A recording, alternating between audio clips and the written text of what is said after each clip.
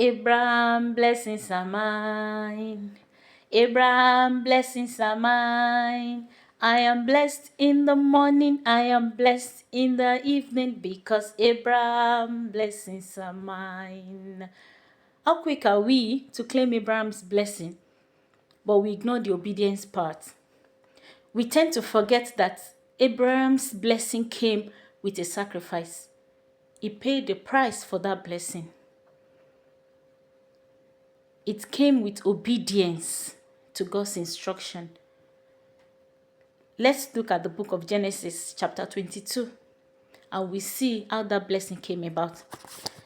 Genesis chapter 22 from verse 1 to the end, but I'm not going to read everything.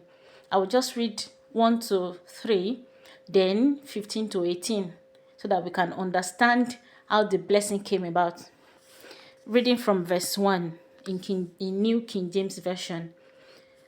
Now it came to pass after these things that God tested Abraham and said to him, Abraham, and he said, Here I am. Then he said, Take now your son, your only son, Isaac, whom you love, and go to the land of Moriah, and offer him there as a burnt offering on one of the mountains of which I shall tell you.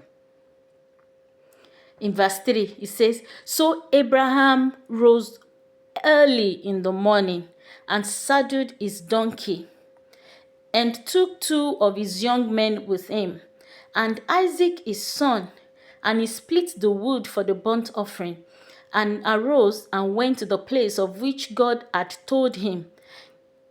Then verse 15, I will jump to verse 15. It says, Then the angel of the Lord called to Abraham a second time out of heaven, and said, By myself I have sworn, says the Lord, because you have done this thing, and have not withheld your son, your only son, blessing I will bless you. That's verse 17.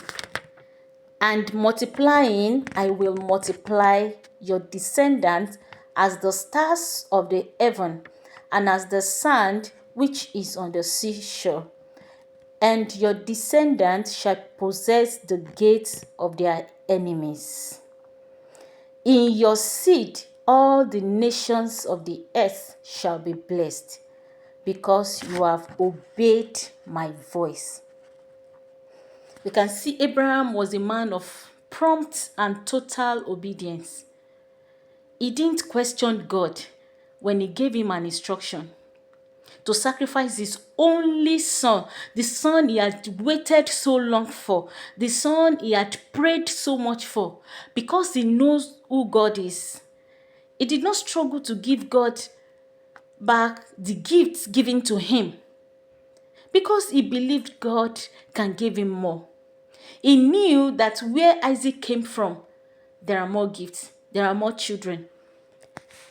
Abraham was a man of faith, a man of prompt and total obedience, and a man that feared God. We can see that Abraham understood who God is, his ability, and his capability. He looked beyond the present. He looked beyond the gift God has given unto him.